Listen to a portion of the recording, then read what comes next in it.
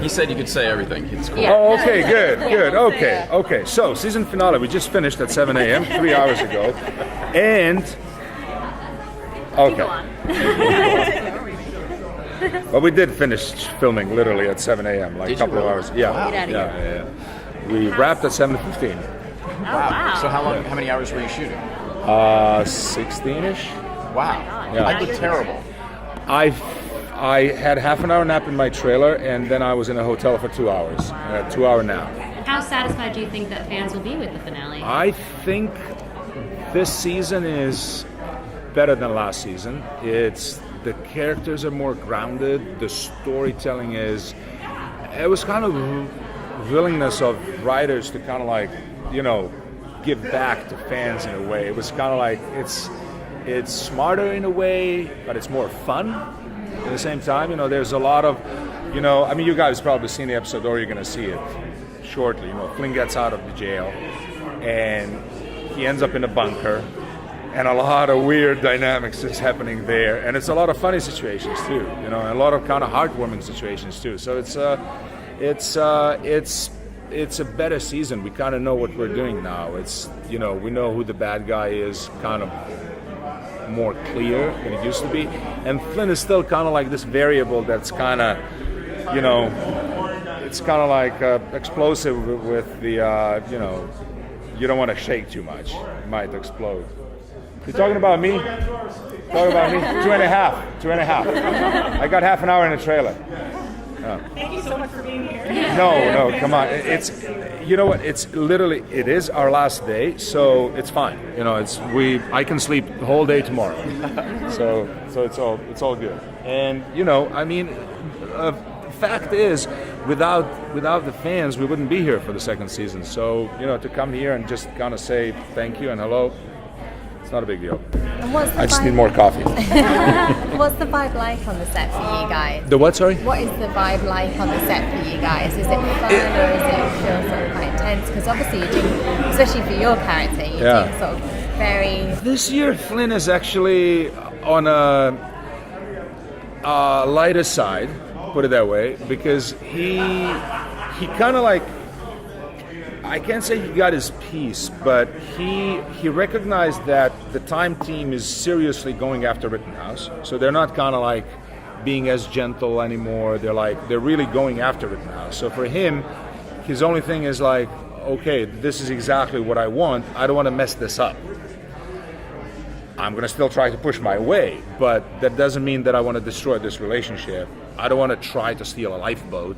And try, because, there is no more hardware for Flynn to kind of support all of this. His lifeboat had a plutonium nuclear generator in there. These guys need to plug it in and charge the damn thing every time. For Flynn, this is like such a bad technology. The funny first scene, he sits in and he goes on the first mission. He's kind of like, are we going to explode or something? This is a piece of crap.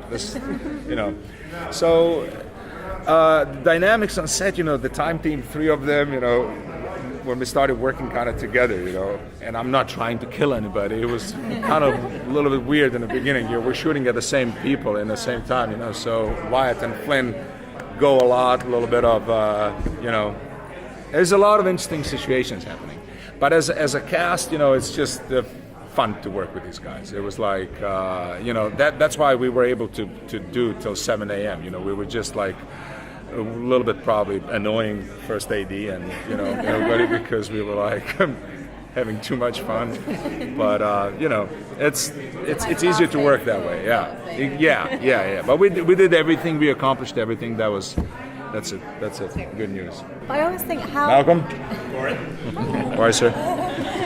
Very I always official. think, how come they never did shoot Flynn in the end? Because there was just so many... They never do what? They never did shoot Flynn in the end. Because there was just so many opportunities in season 1 to take him down. Did you ever think at one point, now they're going to shoot me, now they're going to catch me? But they never... No, ever well, managed. I knew they won't, personally, because of this guy. We knew what's going to happen and stuff. But there was this...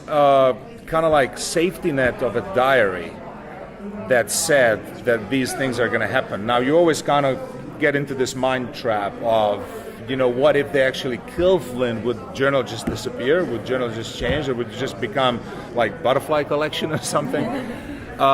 So Flynn kind of have this bravado about him with the Time team because he knows what they don't.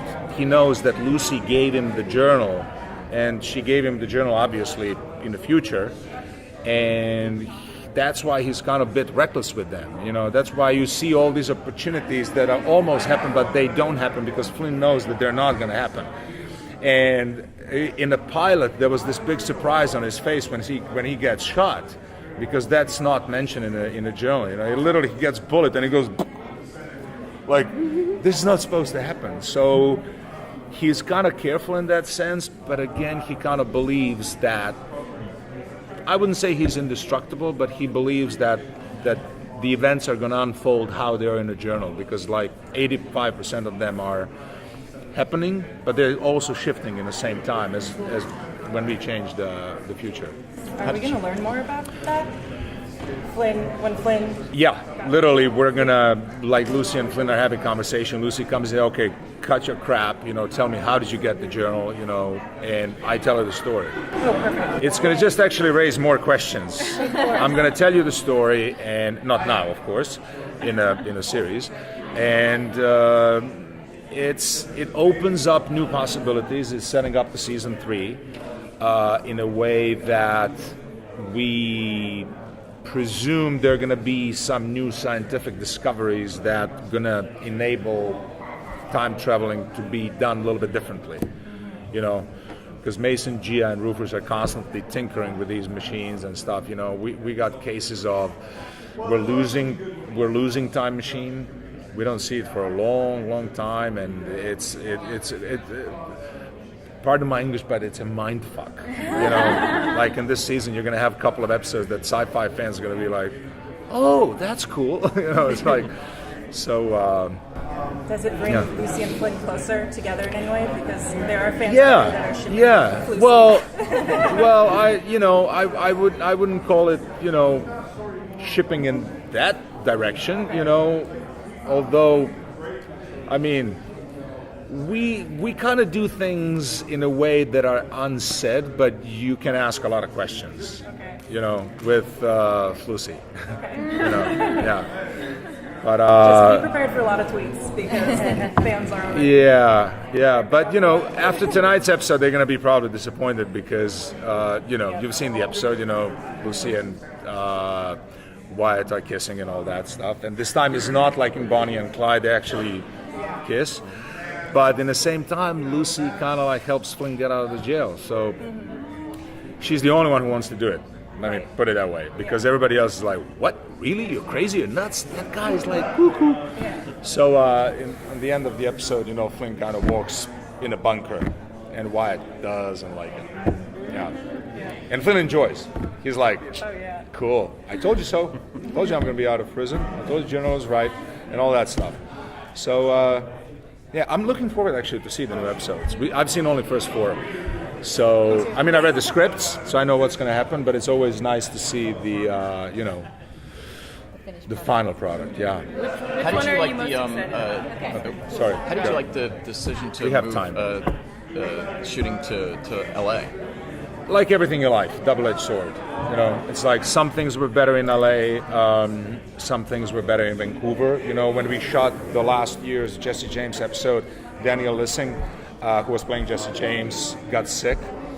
He got a crazy bug. We're sitting in a car, he's sitting back, and he's like, poor guy's like laying on a bench of a car. I'm like, dude, are you okay? He's like, and we're like, he comes on set, he gets dressed, and he goes on a horse, and so they're like, guys, I mean, you can't work like this, no way.